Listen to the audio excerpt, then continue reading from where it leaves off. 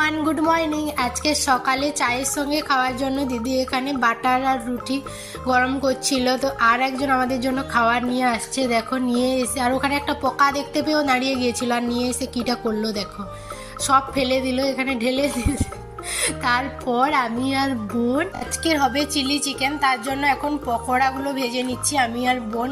আর হচ্ছে পোলাও, তো এদিকে পকোড়া ভাজা হচ্ছে আর এদিকটাতে হচ্ছিল পোলাও। আর একজন চলে এসে এখানে কি রান্না হচ্ছে দেখতে, আর প্রেসার কুকারের সিটি পড়া দেখে তার রিয়াকশনটা দেখেছো।